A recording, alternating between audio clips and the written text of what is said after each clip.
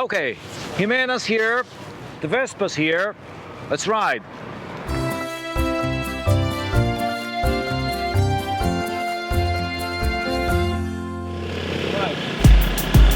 Okay, we're about to pass in front of the Tiber Island, the island of the Tiber. This was the reason why Rome was founded here. These are the oldest bridges that Rome has. They were done in the 1st century BC, and they were created when Rome was part of the Roman Empire and was the center of that empire. On the island, in the past, there was a temple dedicated to the health, and upon that temple, Aesculapius temple was built on the island, and upon that temple, the popes in the 1500 built a hospital, which is one of the most important hospitals of Rome, right today managed by the Vatican. Now we're crossing in front of what it looks like a boat. In the past, they say that as the snake of Aesculapius was taken from Greece to Rome on a boat, apparently that snake just jumped under the island when it got from Greece. And so the Romans built the island as a boat. That is a legend.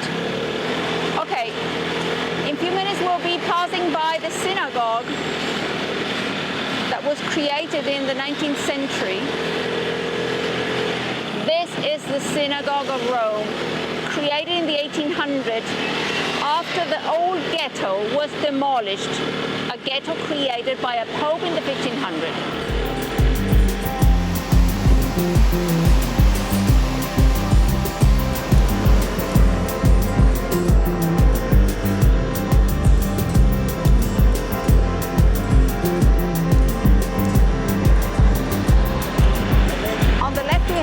Sixtus Bridge, created by the Pope Sixtus IV in the 1400.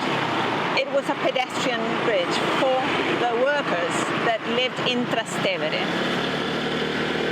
They had to cross every day to work on this side of the Tiber. This neighborhood on the right was the most important neighborhood for the Roman aristocracy during the papal period. The biggest families of Rome, wealthiest, lived on this side of the Tiber.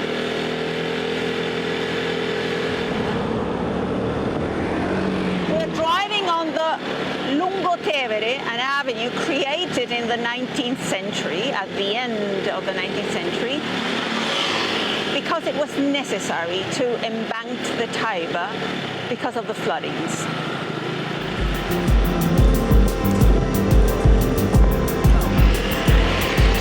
Papal period, the centuries of the popes, there were only 4 bridges to cross the Tiber.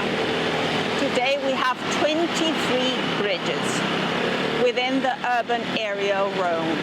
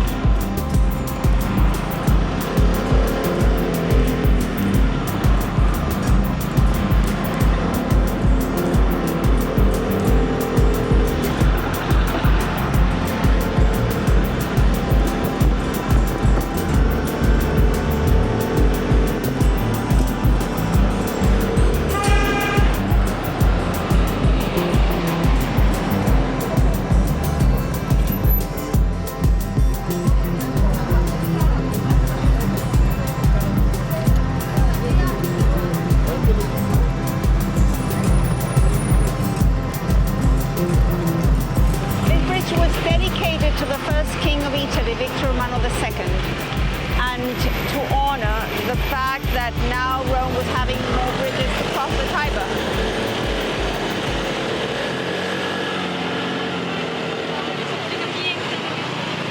Castel Sant'Angelo. This was the most important shield that the popes had to protect themselves from the Romans when they were the kings of Rome between the 14 and 1870. And this was the only bridge that the pilgrims had in order to arrive to the Vatican. It was rise up the bridge when the embanks were created.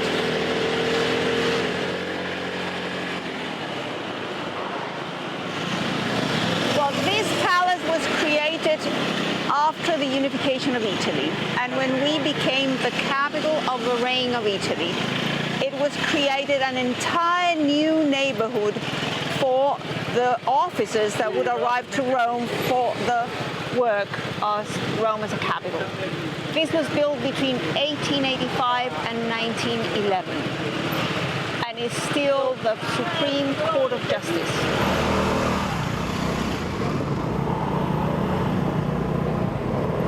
Questa qua, mannaggia la miseria!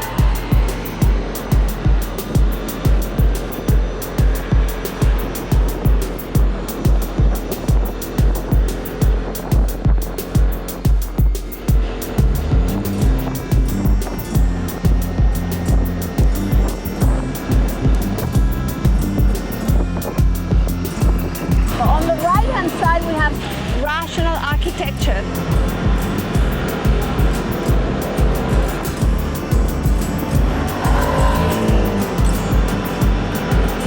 On the right-hand side, the first church dedicated to the Croatians of Rome, built at the end of the 1500s, and the next one dedicated to Rocco was done the facade in the beginning of the 1800s, neoclassical. This on the right is the only modern building we have, contemporary building we have in Rome. Designed by Richard Meyer for the Jubilee of the 2000. Inside, an ancient altar created by Augustus.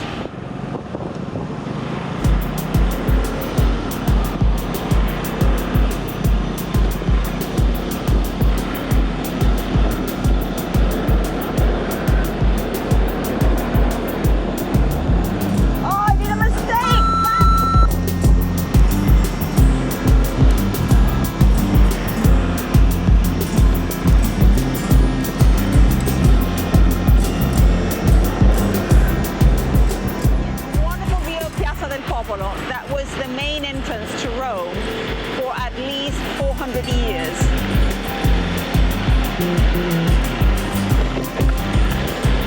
It was in front of the northern gate of the city.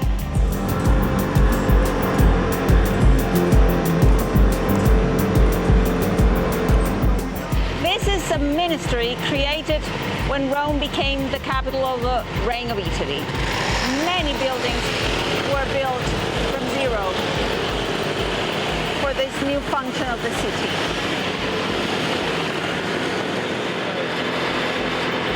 This is the typical neoclassical architecture created at the beginning of the 1900s. This is a wonderful example of those new buildings built after Rome became the capital of a monarchy. It wanted to become a city like